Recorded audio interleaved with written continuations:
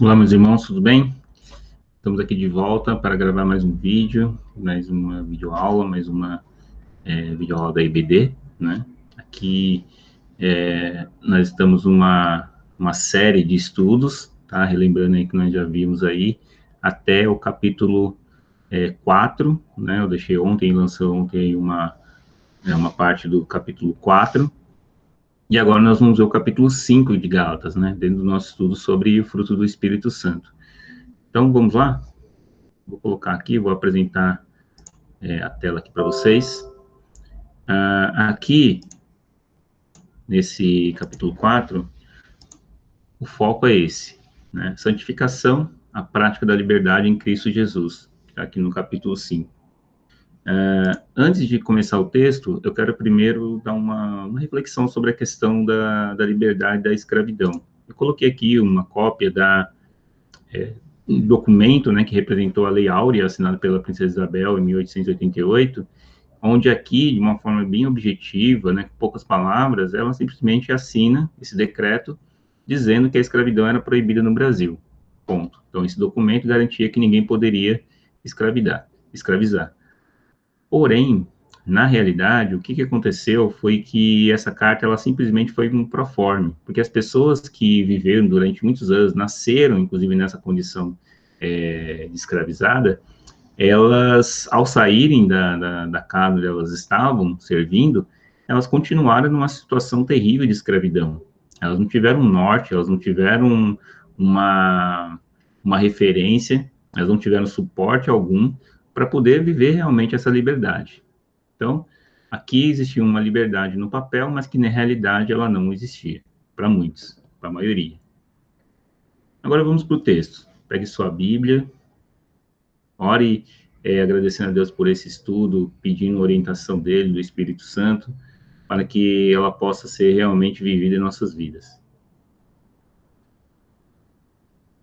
Foi para a liberdade que Cristo nos libertou. Portanto, permaneçam firmes e não se deixem submeter novamente a um jugo de escravidão. Ouçam bem o que eu, Paulo, lhes digo. Caso se deixe circuncidar, Cristo de nada lhe servirá.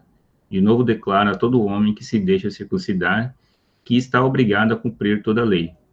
De novo declaro a todo homem que se deixa circuncidar que está obrigado a cumprir toda a lei. Vocês que procuram ser justificados pela lei, separaram-se de Cristo, caíram da graça, pois é mediante o Espírito que nós aguardamos pela fé a justiça, que é nossa esperança. Porque em Cristo Jesus nem circuncisão, nem incircuncisão tem efeito algum, mas sim a fé que atua pelo amor. Vocês corriam bem. Quem os impediu de continuar obedecendo à verdade? Tal persuasão não provém daquele que os chama. Um pouco de fermento leveda toda a massa. Estou convencido no Senhor de que vocês não pensarão de nenhum outro modo. Aquele que os perturba, seja quem for, sofrerá condenação. Irmãos, se ainda estou pregando a circuncisão, por que continuo sendo perseguido? Neste caso, o escândalo da cruz foi removido. Quanto a esses que os perturbam, quem dera que se castrassem. Irmãos, vocês foram chamados para a liberdade, mas não usem a liberdade para dar ocasião à vontade da carne. Pelo contrário, sirvam uns aos outros mediante o amor. Toda lei se resume num só mandamento: ame o seu próximo como a si mesmo.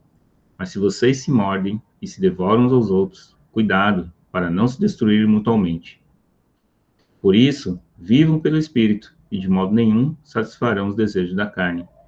Pois a carne deseja o que é contrário ao Espírito, e o Espírito o que é contrário à carne. Eles estão em conflito um com o outro, de modo que vocês não fazem o que desejam. Mas, se vocês são guiados pelo Espírito, não estão debaixo da lei. Ora, as obras da carne são manifestas: imoralidade sexual, impureza, libertinagem, idolatria, feitiçaria, ódio, discórdia, ciúmes, ira, egoísmo, dissensões, facções, inveja, embriaguez, orgias e coisas semelhantes. Eu os advirto, como antes já os adverti, que os que praticam essas coisas não herdarão o reino de Deus. Mas o fruto do Espírito é amor, alegria, paz, paciência, amabilidade, bondade e fidelidade, mansidão e domínio próprio. Contra essas coisas não há lei. Os que pertencem a Cristo Jesus crucificaram a carne, com as suas paixões e os seus desejos. Se vivemos pelo Espírito, andemos também pelo Espírito. Não sejamos presunçosos, provocando uns aos outros e tendo inveja uns dos outros. Bom, aqui vamos ver algumas questões aqui importantes dessa carta. Primeiro, essa exposição, ela é uma exposição prática da liberdade. Então, Paulo agora, ele deixa a parte teológica, em que ele já repetidas vezes e exaustivamente repetiu sobre a liberdade, sobre a escravidão, sobre a justificação pela fé, justificação pelas obras, e agora ele fala na parte de santificação por meio da liberdade que Cristo deu. E aí ele diz que, eu coloquei aqui, né, uma forma de interpretação, né, ser livre em Cristo e continuar com as práticas antigas ou adotar métodos para obter crédito com Deus é a forma mais rápida de se afastar de Cristo. Esse se afastar é justamente não a perca de salvação, não estou falando de perda de salvação, mas sim o afastamento de viver essa liberdade que ele tem, viver a plenitude dele, viver essa graça maravilhosa que ele dá a cada dia e viver por si próprio, né? Viver pela carne, viver de acordo com a própria consciência, né? Mas não com a consciência de Cristo, viver numa nova natureza, mas viver de acordo com a própria carne. Cair da graça, que ele cita, né, diz o seguinte, que, no caso desse cair da graça, é uma interpretação que muitas vezes, muitos utilizam, que é perda de salvação. Mas, na realidade, dentro do contexto todo, do que ele já disse, né, a respeito do encontro que teve com Cristo, está mais direcionado, né, e eu também acredito nisso, que seria o anular a plena eficácia do sacrifício de Cristo em minha vida, ou no caso da vida deles, na vida de todos aqueles que não querem viver uma vida de obediência, né, a Cristo, não se sujeitam a Ele, né. E também significa perder de vista a unidade espiritual com Cristo e desobedecer à verdade. Então, viver de uma forma dissoluta, viver de uma forma assim que não... a partir do momento em que eu entreguei a minha vida a Cristo, eu não preciso observar mais nada. Cristo está lá, né? Eu acredito nele, eu tenho fé nele, mas eu vou acrescentar outras coisas. No caso deles, eles estavam acrescentando a questão das obras relacionadas às leis mosaicas, né? Como lembrando aí que era isso que estava pegando, né? Naquela época, em relação aos judaizantes. E a circuncisão era o principal ponto, né? Então, crer em Cristo, viver em Cristo, ser um cristão realmente, né, uma pessoa que reconhece o sacrifício de Jesus Cristo e, ao mesmo tempo, viver para algo ou acrescentar algo, é a forma mais rápida de andar totalmente dissoluto a ele. Então, há uma aparência de cristão, há uma aparência de piedade, mas, na realidade, aquilo não significa absolutamente nada para Deus. Não significa absolutamente nada. Puramente aparência. Outra coisa, a partir do versículo 10 até o 12, ele fala sobre o cuidado que eles deveriam ter com os que se dizem irmãos. Então, ele afirma que as pessoas de dentro, que se diziam irmãos, que eram falsos irmãos, né, eles estavam, na verdade, afastando essas pessoas da liberdade que Cristo tinha dado, afastando da graça, né? Então, ele foi muito enfático em dizer assim, nem se associe com eles, né? Porque eles estavam buscando, na verdade, a autoafirmação. Eles estavam buscando a glorificação de si, e não a glorificação de Deus. Então, afaste-se, né, de pessoas que provocam divisão, que provocam discórdia, e isso, infelizmente, no meio da igreja, existe pessoas assim.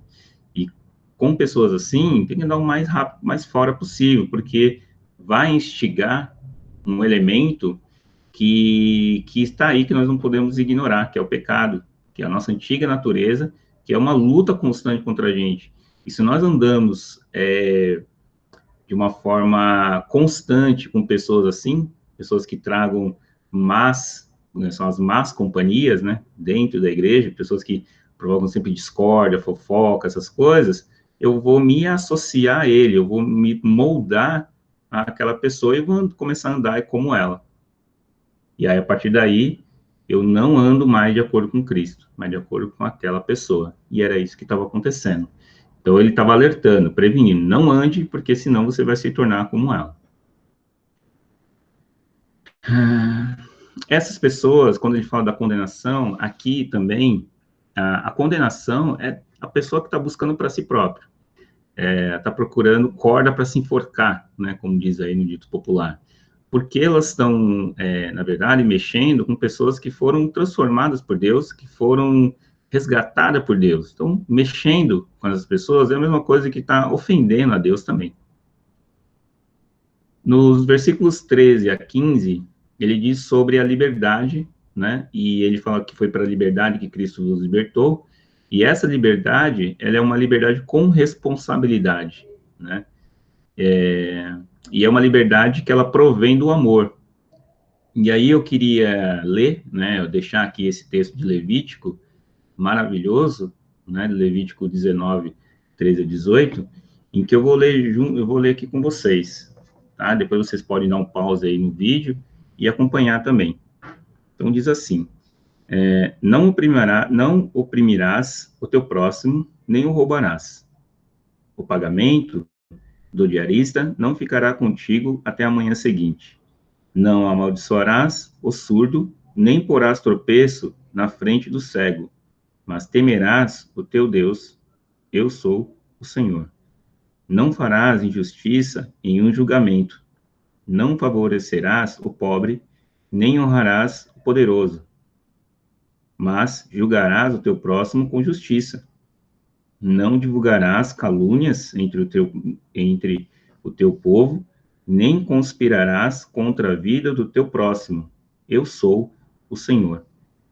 Esse texto aqui, se vocês observarem, eles estão falando sobre a vida coletiva, né? Eles estão falando sobre a vida em comunidade, que não é para você olhar, defender o pobre em detrimento do rico, mas julgar com justiça. Então, não obter vantagem, não prejudicar a pessoa tal, não ofender a pessoa tal, não provocar mexericos, né, como diz assim em algumas linguagens, ou fofocas, né, falatórios, mas andar de uma forma em que você consiga olhar tanto a sua vida com Deus, o individual, né, então o autocuidado da sua vida espiritual individual, né, com Deus, e também isso vai refletir no coletivo. Então ele usa as duas esferas da nossa vida, né, o nosso individual, particular, né, a minha vida, como que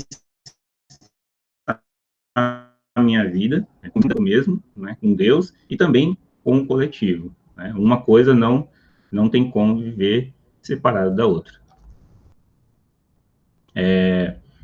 E um detalhe, né? Para que isso viva bem, para que isso possa viver de uma forma harmoniosa, eu preciso entender que a base disso é o amor. Mas não é o amor eros, né? Não é o amor que vindo das pessoas horizontal, é o amor de Deus. Né? O amor sacrificial de Cristo, é o amor vindo da cruz de Cristo, o sacrifício dele. A partir de que eu entendo que esse amor é sacrificial, eu vou fugir dessas questões, dessas divisões, dissoluções, discórdias e tudo mais. Tá? E dos versículos 16 a 18, ele fala da vida no Espírito. Então, ele diz assim, que andar no Espírito, né, ele usa o termo andar no Espírito. Então, o que se trata de andar no Espírito? Então, de uma forma assim bem resumida, né? Claro, você vai ler também, pode buscar outras coisas, em outras versões também, mas basicamente seria isso. Não se trata de esforço humano, mas na confiança e na adaptação contínua no Espírito Santo. Então, não é algo que a pessoa faz com esforço próprio, com autopromoção, né? Fazer coisas boas, fazer o bem de acordo com a minha percepção do que é bem, né? Mas é andar na confiança de que Deus sabe o que é bem para mim e para as pessoas. Eu vou andar nessa obediência, e Ele me guiar, Ele me direcionar para todos os lados, para onde Ele quer me levar.